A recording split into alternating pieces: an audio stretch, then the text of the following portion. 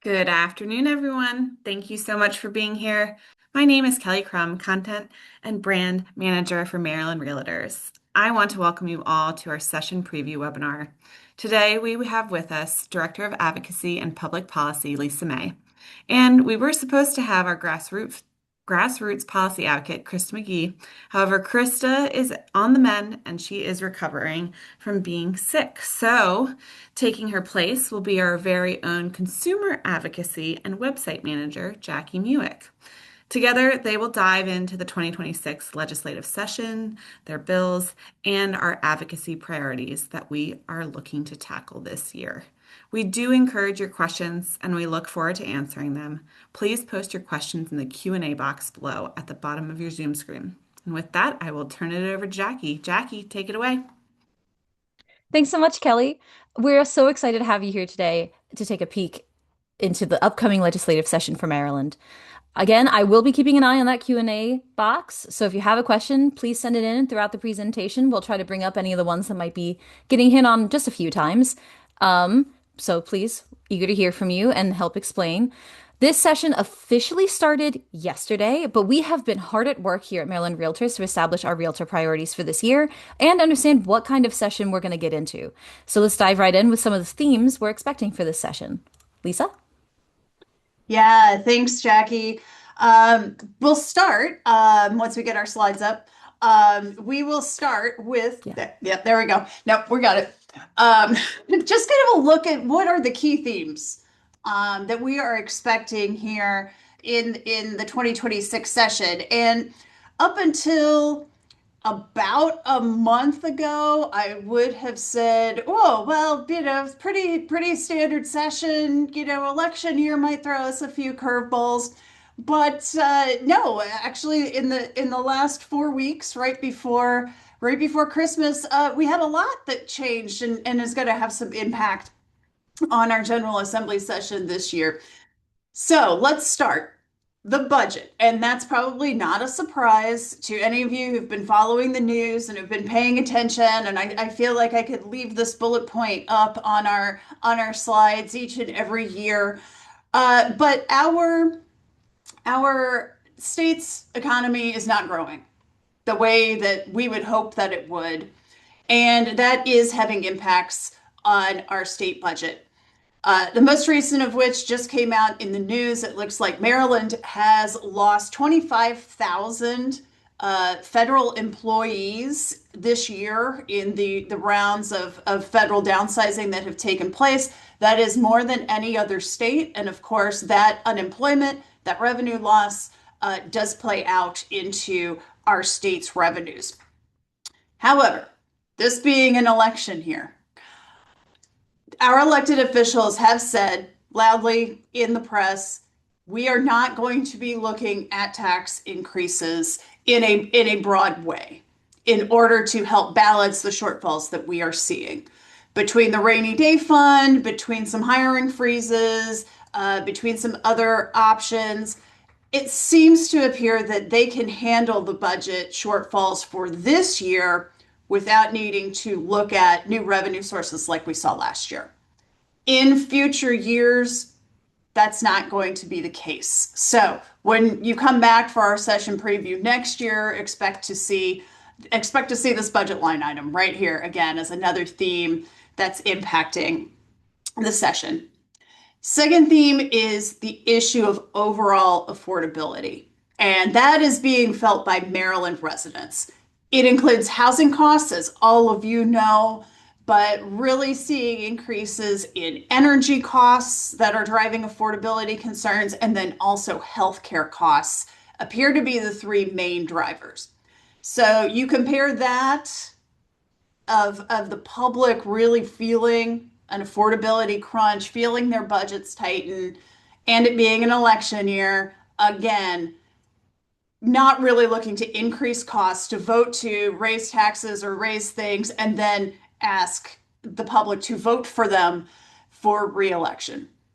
And then the final point that we're seeing here is the shuffling in the House of Delegates. I'm sure many of you heard right before Christmas, the Former Speaker of the House, Adrienne Jones, announced her resignation. That was not necessarily a surprise, other than the timing of it just a month before the session started. A new speaker was elected, Delegate Pena Melnick from Prince George's and Anne Arundel counties. And as she was named speaker, she did a big reshuffling of House leadership, of committee chairs and vice chairs, and even created a new committee that split off from the old Housing and Government Operations Committee. Now we have a health committee and a local government and operations committee. So to their new committee chairs, new subcommittee chairs, for our purposes, the biggest change that we're going to see for real estate is a shuffling of topic areas between the House E&T, Environment and Transportation Committee, and the House Economic Matters Committee. Previously, issues of housing supply, landlord tenant, those types of bills went to Environment and Transportation. They were just moved from there to Economic Matters, which is where they were, maybe 10, 15 years ago. So now for us, Environment and Transportation will still have some of those environmental green building type bills, but Economic Matters becomes far more important to us, because now, in addition to the housing bills and the licensing bills, all of those things, it is entirely possible that 80 or 90% of our agenda is now going through ECM. So those members become far more important to us. So those are the things that we're kind of watching as we wade into the next 90 days of legislation here in Annapolis. Wonderful. So that's all the context that we have about what's happening going into this session. I'm not seeing any questions in the chat just yet, so it seems like we're all on the same page about what kind of session we're getting into. So let's look at our Realtor priorities, the main areas we're hoping to create change in legislation this session, and we'll start with real estate brokerage. Fantastic. And another thing that should look familiar to you, in addition to that budget bullet point, are these two initiatives. We first introduced these to our members last session. They did not really be introduced in a tangible way because of all of the budget debate that was going on, but they should be familiar to you. The first is the creation of a disclosure portal, which is an online website URL where property owners could go, or potential property buyers could go, to determine what disclosures apply to the specific property that is being listed for sale or that is being considered for purchase.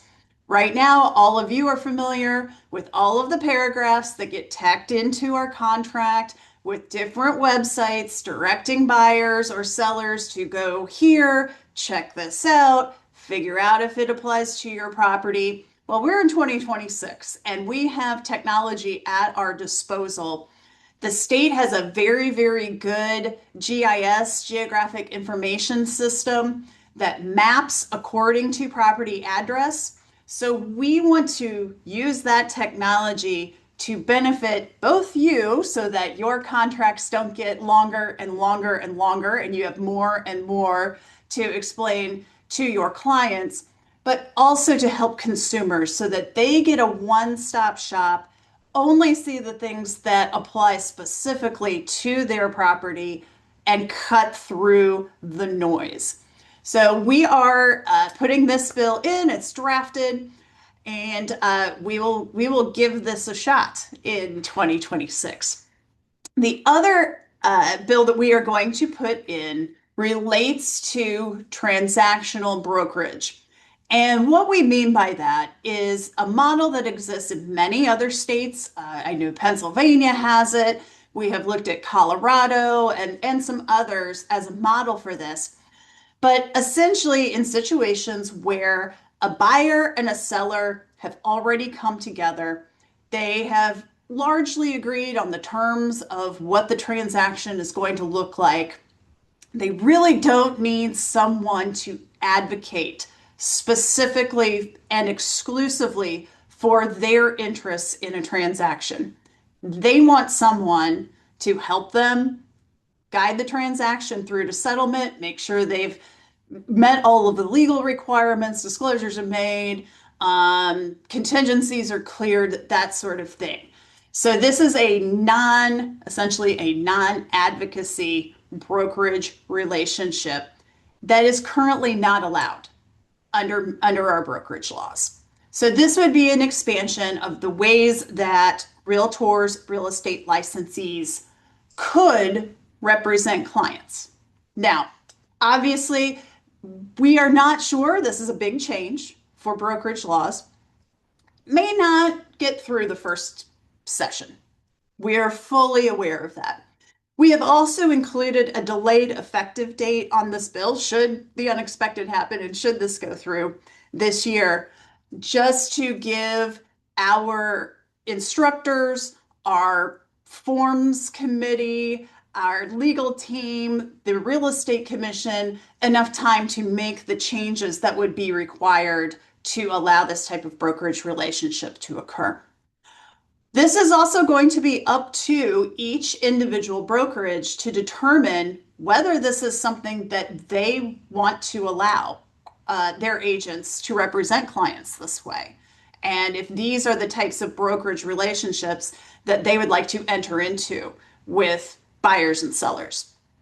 So that is still going to be really up to each individual brokerages. Some may say, no, I don't think that that's something that we want to do. We want to do only the traditional buyer agency, seller agency, full exclusive representation. And that's fine. But in terms of choice, this is a bill that our public policy committee and that our executive leadership has said, we think that this should at least be an option that exists in the marketplace. So those are the two bills that really impact real estate brokerage on a day-to-day basis, and the contracts and brokerage relationships and agreements that you all sign and talk about with your clients. Great. I'm seeing no questions about brokerage relationships in this current legislative session in the Q&A box. So we're going to continue on to our next priority, which you've also probably heard us talk about in past sessions, and that is consumer protections. Absolutely. And especially in an election year, we think that this is a great opportunity for us to pass some legislation that does protect real estate consumers, particularly when it comes to, as we previously mentioned, issues of affordability. And some of these bills are revisiting legislation that we previously passed. The first one certainly being one of those. Many of you will remember that prior to 2023, if a buyer exercised a contingency within the contract to cancel, the seller had to affirmatively sign a piece of paper in order to have that buyer's deposit returned back to them. That was even if the buyer did everything correctly, had a very solid legal reason to cancel that transaction. The seller, by doing nothing, could hold up that buyer's deposit. And that meant that title companies or the brokers, whoever was holding that deposit, had to keep it on the books, keep accounting for it, couldn't release it to either party. And by and large, neither the buyer or the seller wanted to send that to the court system, because by the time you paid attorneys and court costs and everything, all the money was gone. So what we did in 2023 is we said, for a very specific set of contract contingencies, those that were the most straightforward, the ones that were kind of yes or no answers, such as, did a property appraise? Is the septic system working? Those types of contingencies that, unless the seller took specific action to dispute the release of the deposit, the buyer could rely upon the title company or the holder of that escrow deposit to return the money to them within a set time frame. That appears to be working very well. The only thing that we have heard from you, from our instructors, is this is great. Why doesn't this apply to all contingencies that are within the contract? So that is what we're looking to do with this bill. The most obvious contingency that this did not apply to, the current law does not apply to, is mortgage financing. And before we thought, that's kind of a complicated one. You can lose your financing through absolutely no fault of your own, or you could go out and buy that new Lambo or, run up a whole bunch of credit cards and entirely through the buyer's fault have their financing fall through. That was why that one in particular was left out of the original bill. But because the seller still has the option to object to the release and submit the buyer and the escrow to either mediation or to the courts, we thought that, okay, let's create one process. Let's create one procedure for all escrow deposits, for all contract contingencies, because the seller does still have that opportunity to object to the release if they believe the buyer has not been acting in good faith to complete their portion of the transaction. So bill number one. Bill number two, and I know you guys get worked up about this. I get worked up about this. This is my least favorite issue right now in the General Assembly because it has been so frustrating to all of us. And that is the condo and HOA resale packet fee debate. We all know that there are fees set out in state law that set maximums for what a resale packet costs, for what a resale inspection costs for expedited delivery. And you and I and all of us also know that condo and HOA associations and their management companies do not follow those amounts that are set in statute. Or they try to play games and delay your ability to request the packet and then require you to pay for expedited delivery. We know all of this. We say all of this to the General Assembly. We've had limited success. But this is one of the top complaints that we get from members. I know our legal team gets a lot of complaints about this on the legal hotline. And right now, there isn't a whole lot that can be done when you are overcharged, other than go to the Attorney General's office and maybe 3 to 6 months after the transaction, they may try to mediate a solution for you when you and your clients and everyone has already sucked it up, paid the extra fee, and moved on just to get that transaction done. That's not a workable situation. And because of that, we are going to continue to keep this issue front and center in front of the General Assembly and seek a solution to where all of you and your clients can rely upon the fact that when we say there is a maximum fee for condo and HOA resale packets, we actually mean it and it's going to be followed. And then finally, homeowner benefit agreements. This is a little inside baseball and it goes back a couple of years, but many of you may remember, or some of you may have come across these in the years since.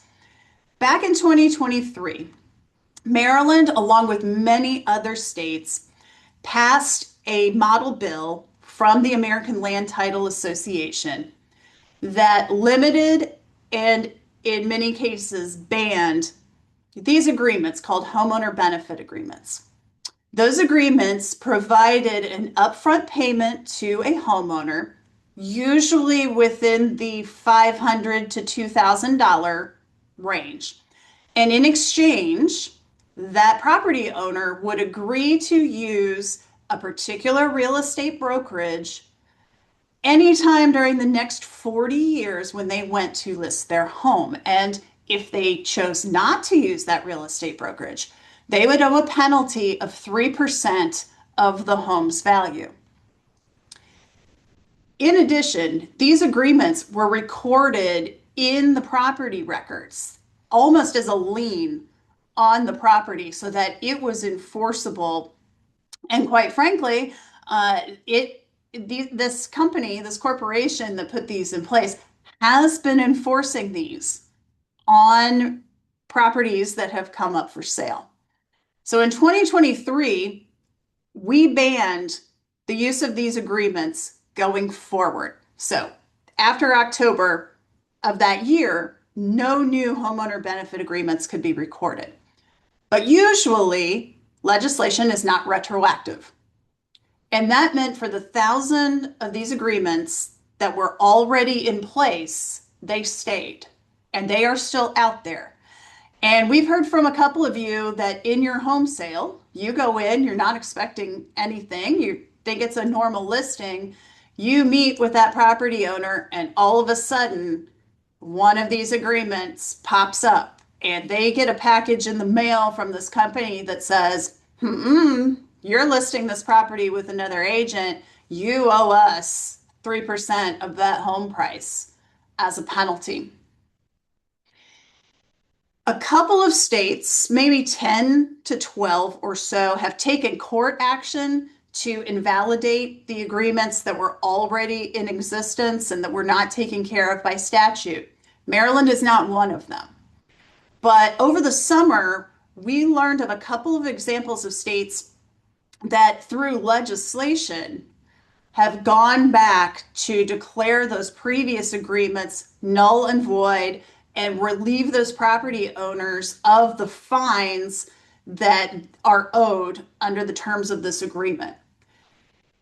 Given that, we think it's a great opportunity, a great consumer protection measure to try to enact that type of law here in Maryland, which would save those property owners or their heirs, in some cases, $10,000 or more of their equity that is being essentially stripped from the property through this agreement.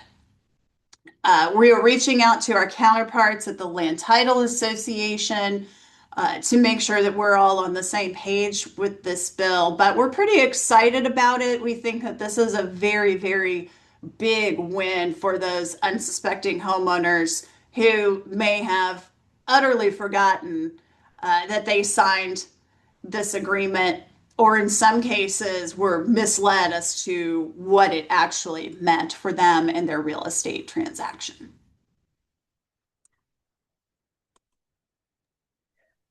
Wonderful. We have one question specifically about the condo and HOA resale fees. And the question is, if a buyer decides to walk during their condo doc review period, is there any way to introduce a law that allows the seller to reissue the same documents if they are within a certain time frame and nothing has changed?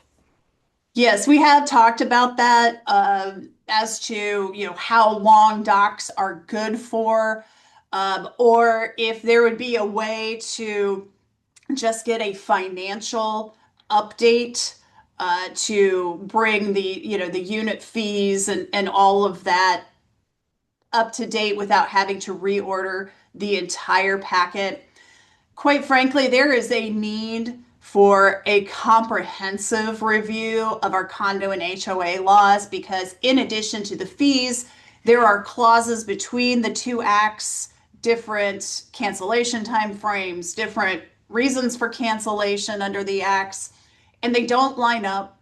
And between that and other things, rather than try to address these issues piecemeal, it would really be best if the state just said, you know what, we are going to take a look at everything regarding this, and co-ops. Let's throw co-ops in there too, because I always get reminded that we failed to mention co-ops. So a third act there.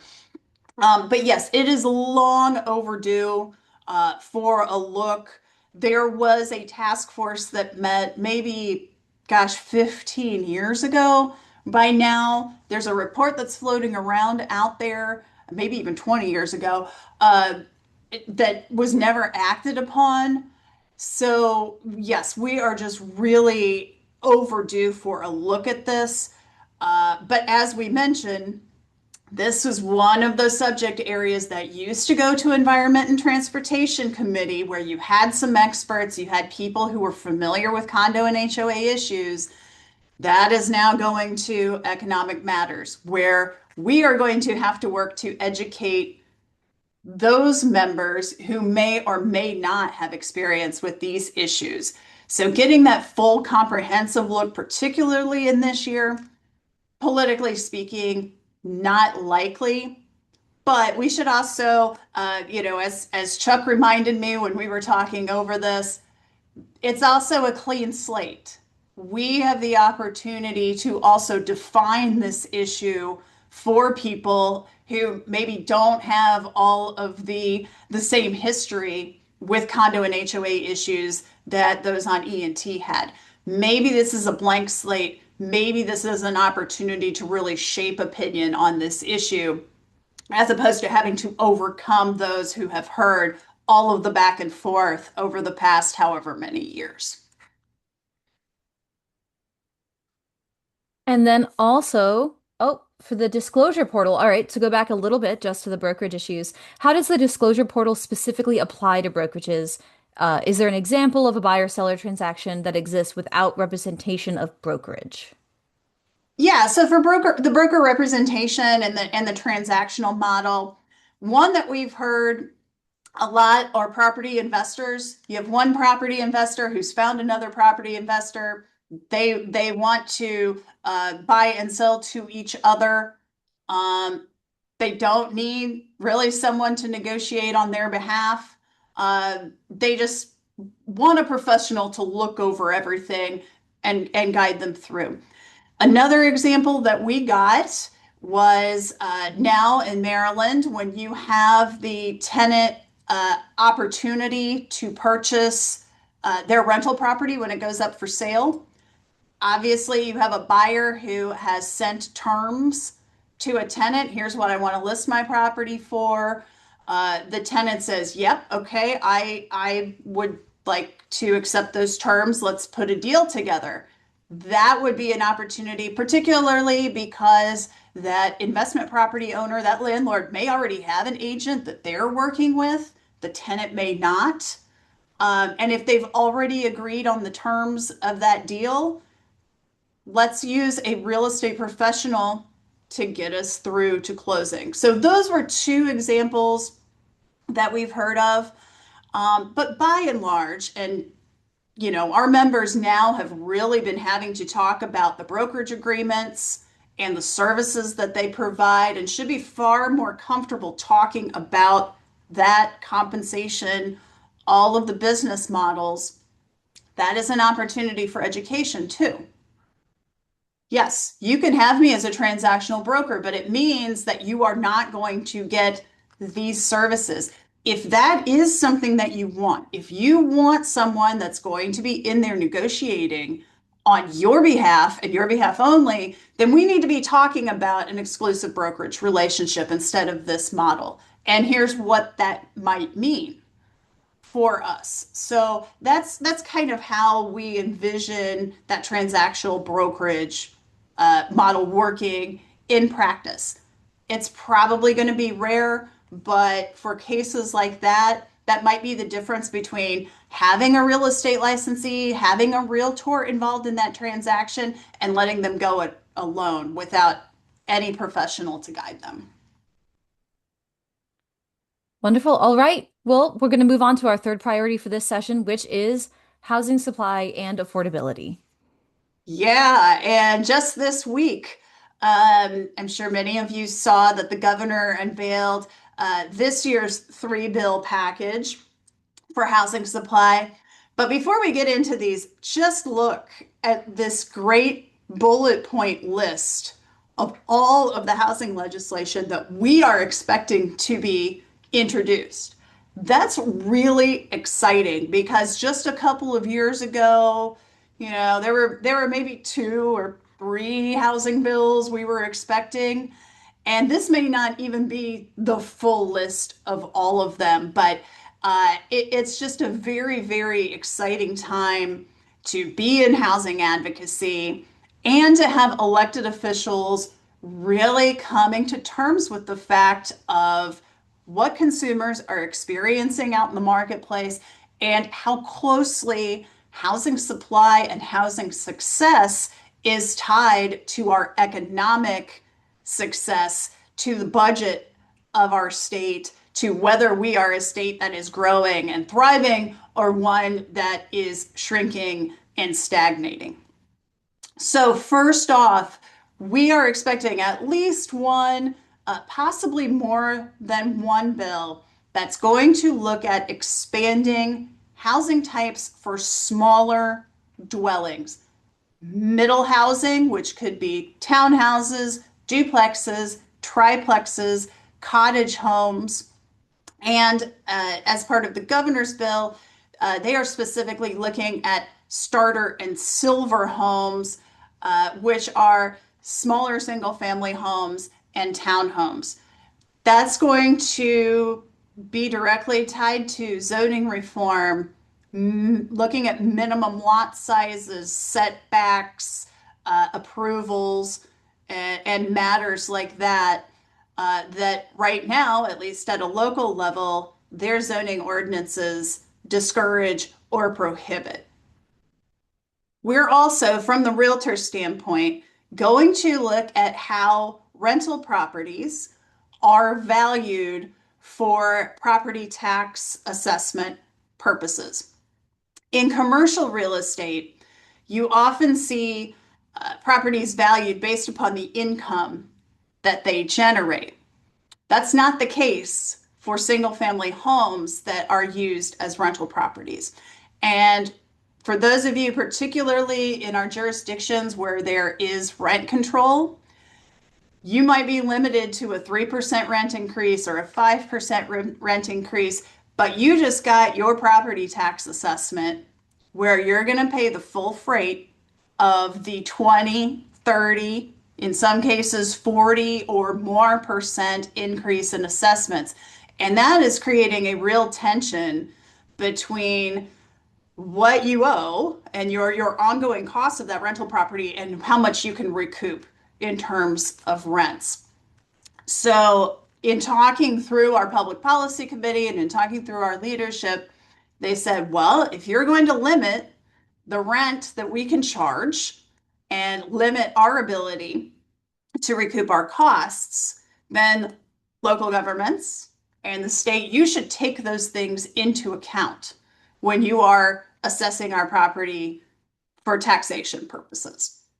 It's a kind of a provocative bill, certainly, but it is going to be a discussion driver for our elected officials to really reckon with the fact that rental property owners have to be successful in order for renters to be successful, and to also take some ownership of their promotion of the policies that drive up rental costs or that drive rental property owners out of the market, such as rent control.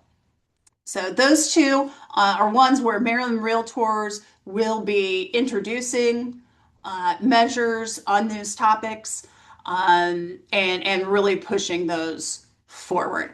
I'm going to pause. I do see some questions coming in, so I might pause there before I get into some of these other issues, Jackie, just in case there are any that are tied to the ones that I just named. Yeah, so we had one question came in before you even mentioned the governor's housing package, but about it, saying that they know that it deals with issues like impact fees and other local fees, and how do we get the state to look at themselves to see how things like stormwater management, reforestation, and MDE are all affecting affordability? Yeah, it's an excellent question. And I was actually just attending an event with Speaker Ferguson earlier this week. And the issue of MDE specifically and their regulations came up. The new stormwater management manual is, apologies, someone really wants to reach me on the phone. The new stormwater management workbook that came out for developers is apparently causing a lot of problems and a lot of added costs that would need to be passed on in terms of new development. We've heard across the state about issues with septic approvals and the various issues that are going on locally in terms of rescinding of existing approvals or getting septic approvals for things like home-based daycares, whether those are residential or commercial and require a residential or a commercial system. I think that both the administration and members of the General Assembly are really starting to pay attention to the regulatory aspect of development and have even said out loud some of these housing issues and some of this lack of housing supply and lack of affordable homes are self-inflicted wounds. These are policies that we have imposed upon ourselves that have made it harder for us to get the housing that we need. So that conversation is ongoing. That is kind of an emerging type of discussion. Part of the governor's executive order that he signed back in, I want to say September, it was either September or October, forgive me, it's been a few months, really did want to look at regulations, at permitting to see what the holdups are, what's taking the most time, what's adding the most cost. So yes, it's a discussion that is very, very important and one that is starting to take hold within our elected officials' mindsets.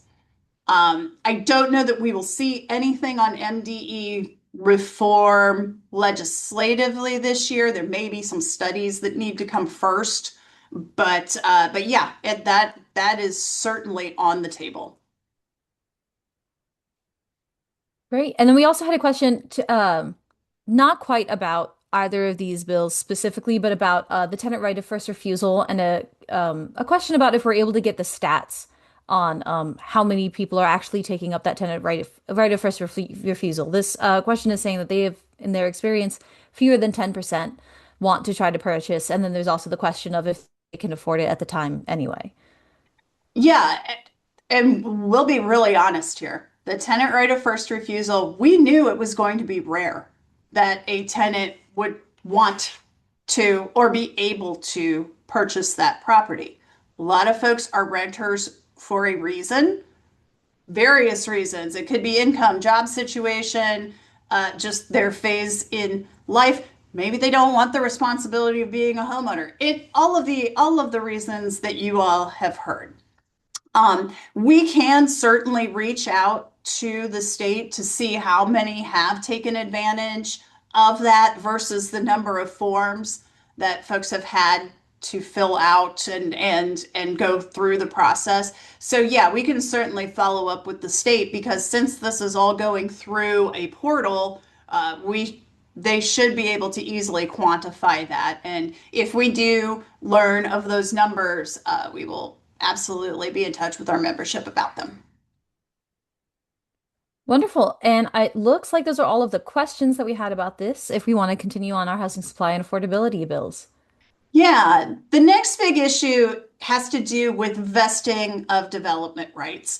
And this was a proposal that started last year in the General Assembly. At first, that was the governor's Housing for Jobs Act, which then was amended to become the Development Certainty Act. But essentially, Maryland is a very late vesting state when it comes to new development plans, which means that your development application and approval is really not locked in until you put shovels in the ground. That means that while your application is pending, while your application is in processing, before you pull building permits, local governments can pass laws or regulations or requirements on that developer that completely change the rules for them halfway through the process. It could mean that the property where they thought they could build 500 units, yeah, sorry, we heard from our constituents over here, and they don't really like those 500 units. Now we're going to say that you can only build 200. We've heard this over and over again, and if you are a national or even regional developer, is that an environment under which you would want to tie up your capital and spend time and resources only to have the rug pulled out from you midway through a project? It's not. And they have told the state this over and over again. We aren't even going to bother trying to get a development going here in Maryland because of this issue. So this bill, again, a revisiting of last year's vesting bill, would say when you have submitted a complete application for a new development that complies with whatever rules and regulations the state and the county have in place at the time your application is submitted and complete, you have a right to develop based upon those rules and regulations.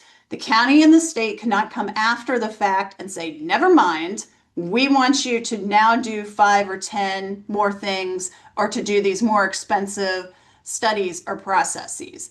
It's a reliability bill that we hope at least will be pretty common sense, pretty pro-business. Honestly, this should be a bipartisan effort from the General Assembly because it is just so straightforward.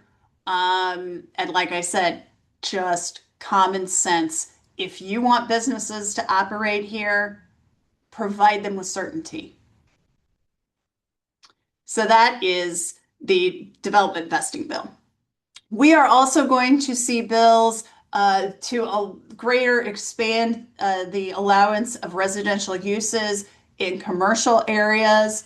So this would help with mixed use developments, with adaptive reuse, with creating those walkable main streets that folks want to live in and that provide that foot traffic for our businesses and our retail and our restaurants in areas where there is commercial.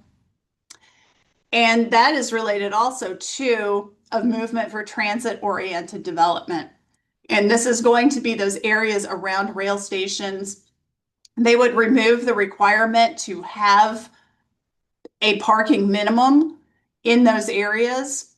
And on state-owned lands, this would open up some of those parcels that are adjacent to transit to build as many as, based upon existing numbers, 7,000 new housing units in and around our transit stations, which is not the full answer to our housing shortage, obviously, but that's still a significant chunk of new housing that could be developed and an area of good opportunity to have very, very high quality development next to those transit areas.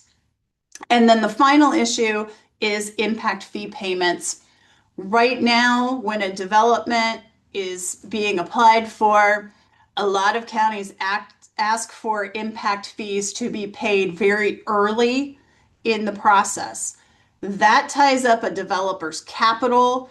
It creates more risk. It might mean that they have to borrow more money or their financing may have to be a little different. This bill would say that impact fees are going to be due at the time of completion of the development, but before any occupancy permits or anything are granted. Again, that's just a small regulatory change that can help make housing more affordable and help make some developments financially feasible, whereas maybe now it's a little too close to the margin for them to move forward. So all of these we think are going to be very positive changes. What we really need is just the political will to take on what we expect will still be local government opposition to these efforts to water them down, to nitpick, and take them from the more robust form that they are in to something that really doesn't do as much to increase our housing supply. All right, we have a few questions that have come in. Similar to vesting, is there any effort to move public input earlier toward the planning process instead of the project implementation process? There have been discussions around that and what the proper role of public hearings and public information sessions are. If you look at smart growth advocates and housing advocates, they really say, too often public input is used as a veto power as opposed to more broadly guiding, let's say, the comprehensive plan or a small area plan, and just talking more generally about the types of things they would like to see in their communities, as opposed to, I don't like this specific thing on this parcel that's right next door to me. It's a broader conversation, and I think particularly in an election year, it's going to be very difficult to say to the public, you know what, we don't want to hear from you. And I know that that's a political argument as opposed to a very sound policy one. That's kind of how we see this playing out, though. But it's a very valid concern. It is a discussion that's taking place.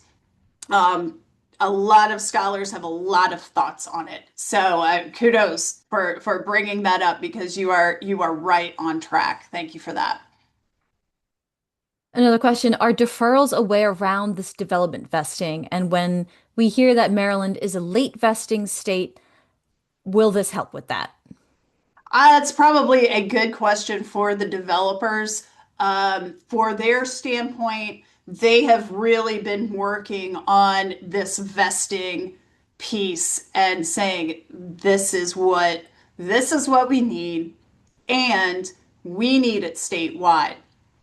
For our purposes, the counties have said, okay, yeah, we hear you on vesting, but really this should only apply to our five largest jurisdictions, not statewide, which is a really interesting argument. Well, we should, be able to play games in these smaller rural counties, but as if they don't have housing shortages just as much as some of the larger counties. So at least right now, this is what the home builders and other industries have identified as this is what we see as making the biggest difference in our ability to be able to operate here in Maryland.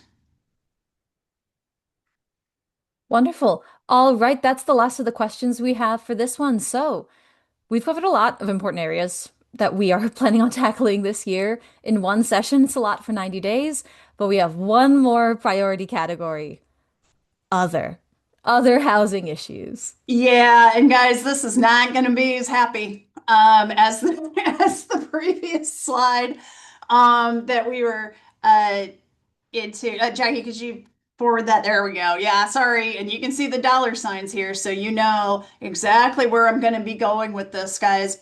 There are a number of bills that we have heard rumors of or that we are expecting that purport to help housing supply and purport to help people afford housing, but that we disagree, and in many cases strongly, that those are the solutions.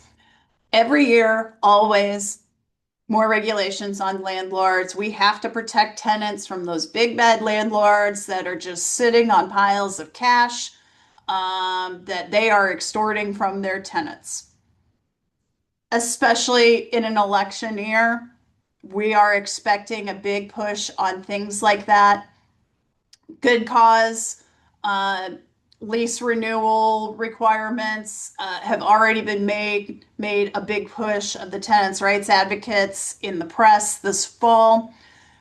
Even though we have seen the devastating impacts that rent control has had on Montgomery County and the number of new housing units that they've been able to permit and approve, we are expecting some level of rent control to percolate somewhere during this session. So again, we have to be on the lookout for all of these. The next bullet points that we have here have come from a draft housing proposal that the Maryland Association of Counties developed and informally circulated over the fall. Now, let me just say from the outset, there are varying degrees of what we are hearing in terms of whether these things will actually be brought forward or whether these have, kind of fizzled out.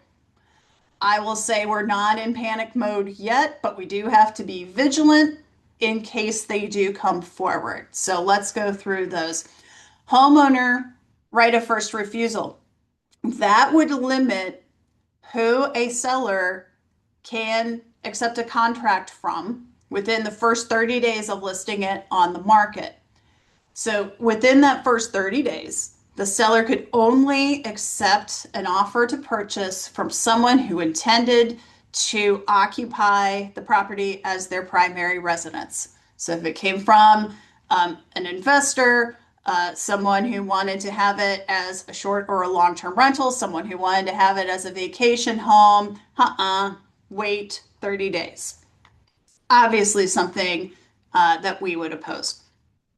There was also mention of a land speculation tax, and this would be an annual property tax surcharge on properties that are either vacant or are not being fully utilized to the extent of their current zoning use or density. Another painful thing. Tax on investment in second homes. We've seen institutional investor legislation before. And institutional investors are a tricky kind of issue in general. Do we want hedge funds buying up large sections of neighborhoods? No. But the state level legislation that we have seen really punishes the seller for accepting a contract from an institutional investor, which we think is wrong. It also has a very low definition of what an institutional investor is, which is owning as few as 10 or 20 properties. And from our standpoint, that is not the hedge fund, that's not the BlackRock that you're trying to go after. That can be a small or mid-sized landlord based here in Maryland that's trying to provide rental housing that we need. Another bill that we've seen before is creating various transfer or recordation tax rates based upon the value of the property. So the higher the value of the property, the higher the rate that a local government would be able to impose. And then also banning the use of rent setting algorithms, your rent sprees, and other programs that help landlords determine what the market might be, what the appropriate rent might be for that property. There's been an argument that those are antitrust, collusion, things that harm tenants and make them pay more in rent than they might otherwise. All of those were part of the MAKO proposal that may still see the light of day. So let's get to the one at the bottom, that very last bullet point, which I am sure you noticed, and I have real estate commissions ? In the original MAKO draft that they circulated and that they sent to us back in November, one of the proposals that they had was that for properties that sold for less than the median home price for that county or were under a certain square footage, the total real estate commission could not exceed 4% unless both the buyer and the seller agreed.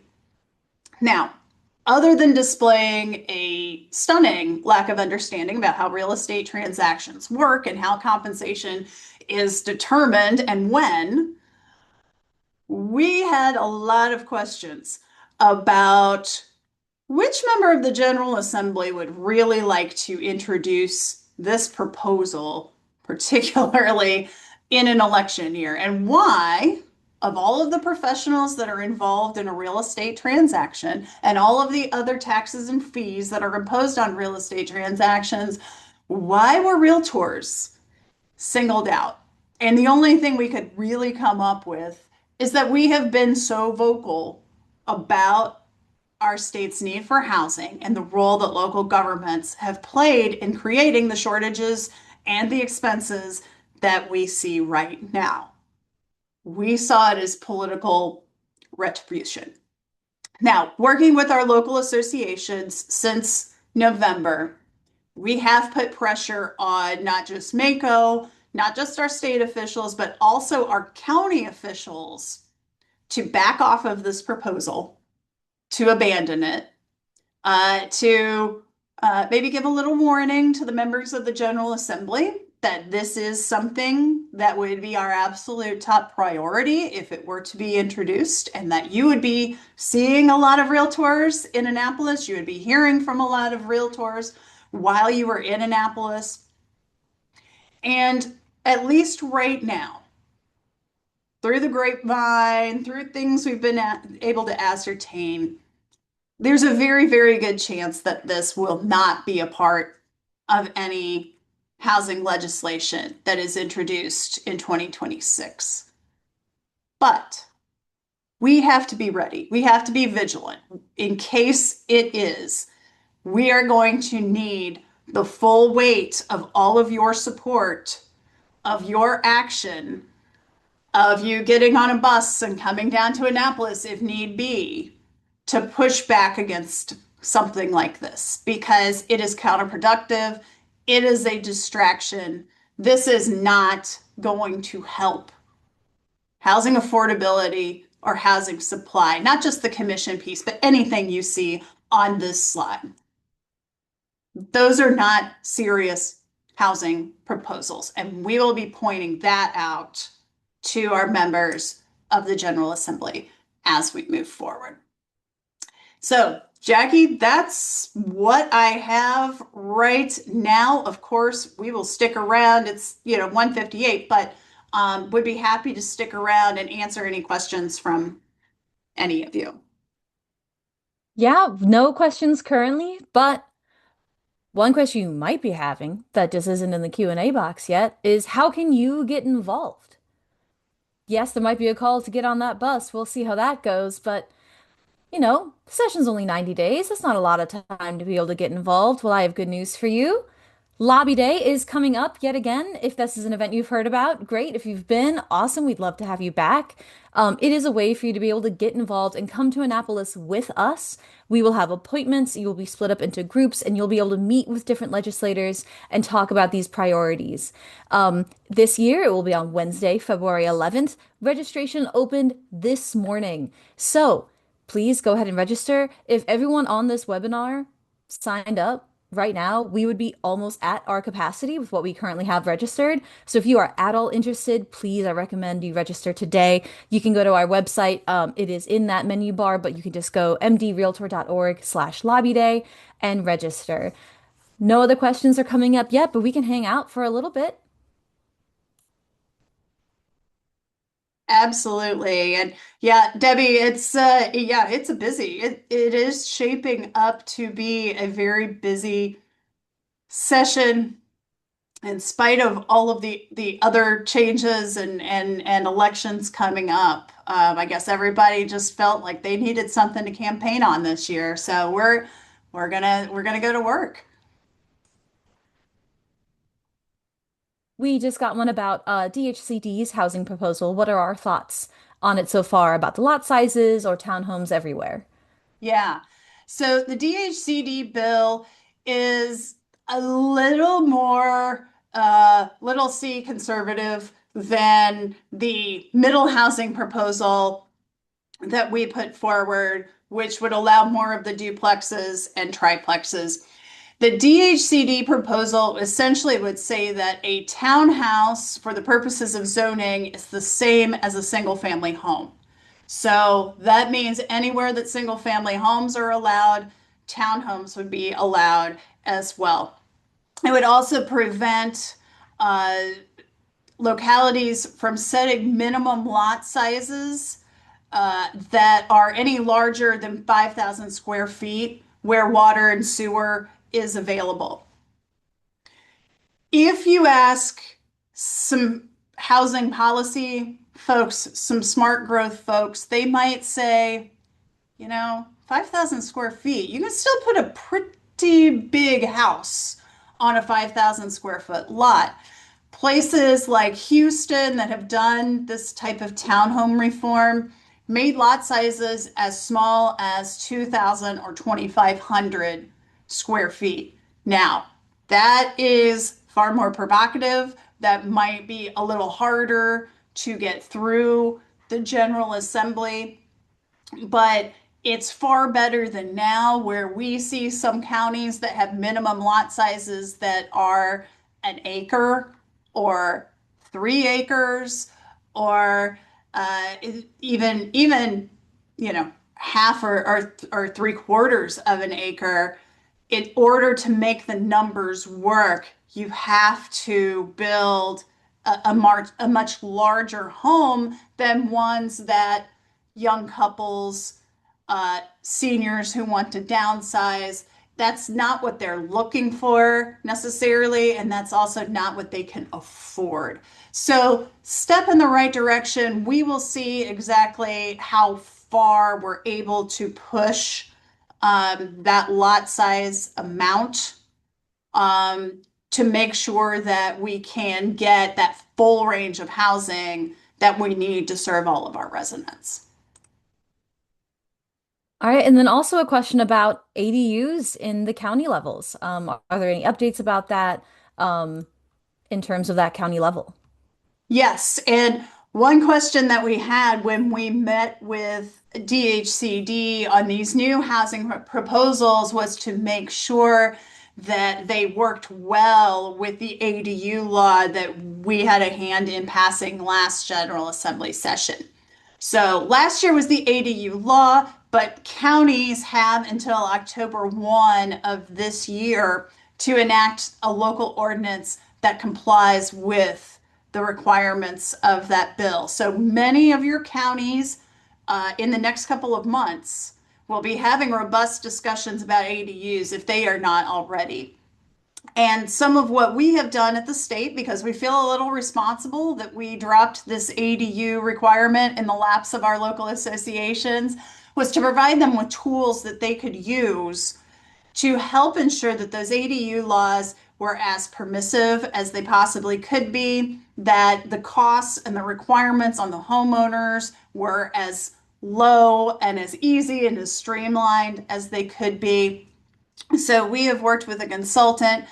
We should have some text out to our local associations within the next day or two that help them craft an ordinance locally that makes sense, that doesn't pile so many requirements on property owners that really ADUs exist only on paper because no one can thread the needle of all of the different regulations that a county that isn't so thrilled about ADUs might want to put on those homeowners.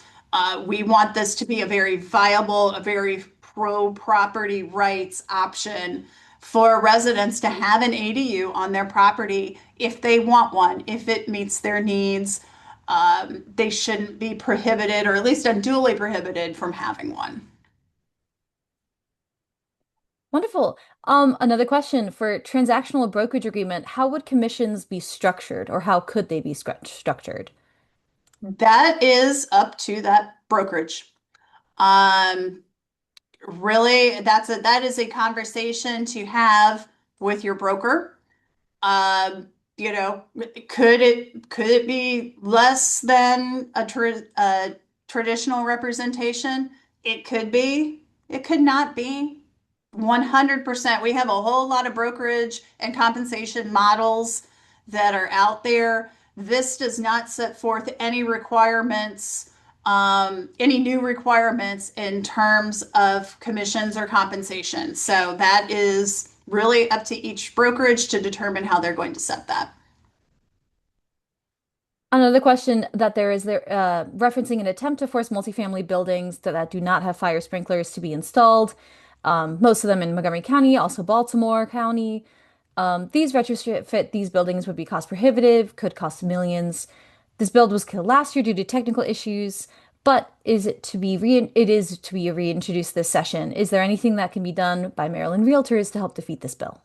Yeah, and certainly that when it is reintroduced this year, that will go before our legislative committee.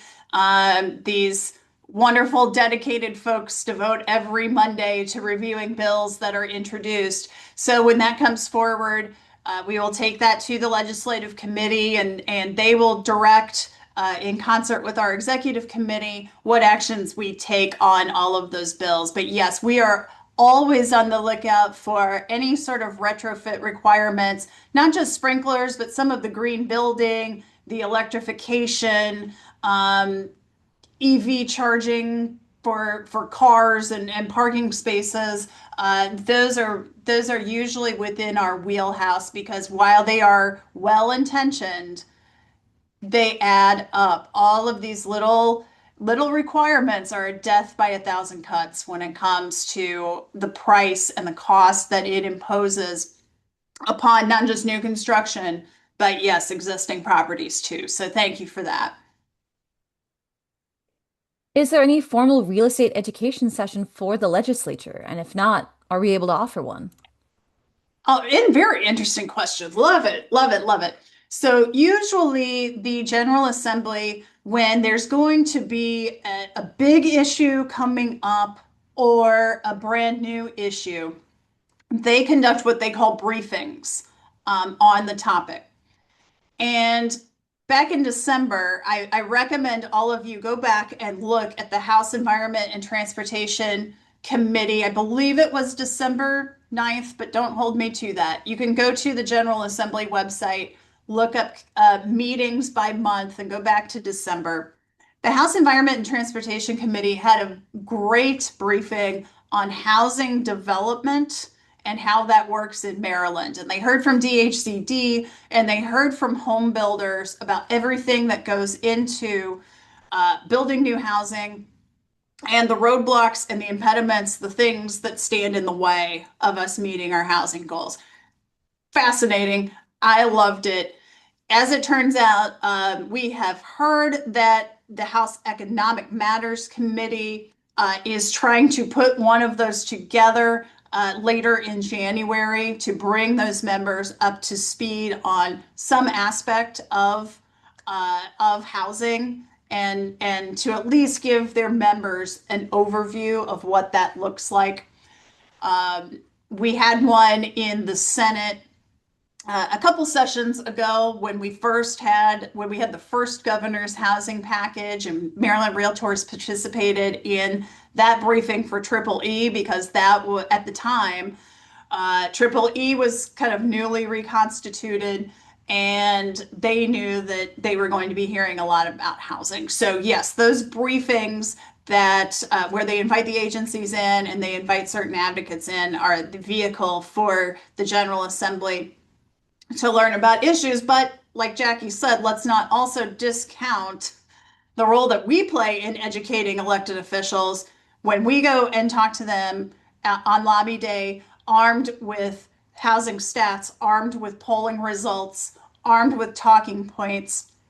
And I hope all of you received our most recent issue of Maryland Realtor Magazine, which is all about housing.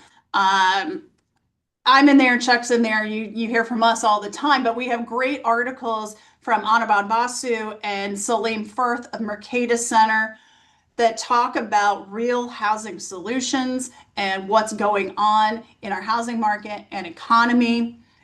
We are going to be delivering a copy of that magazine to each member of the General Assembly within the next 2 weeks so that they are fully armed with the information that they need to not get caught up in what's said during public hearings, or what all of us lobbyists are whispering in their ear. Here it is in print. Here is what your constituents are saying they need about housing. Rely on this and then make your decisions. So yeah, we have a definite role to play in educating these elected officials about how and why we need housing here in Maryland. All right, those are all of our questions that we have. Excellent. Well, thanks everyone for being here. We greatly appreciate you. I appreciate you, Jackie, stepping in and taking on the role of Krista today. Feel better, Krista. And Kelly Beard, our producer, thank you. Sorry, Kelly Crum. Gosh, what am I doing? Wrong name. Thank you, Kelly, for keeping us on track here today. Thank you, Lisa and Jackie. And just a reminder, this was recorded and will be put on our YouTube page, and it should be emailed out to all of our registrants today or first thing Monday. All right. Thanks, everyone. Have a wonderful rest of the week, and let's go advocate.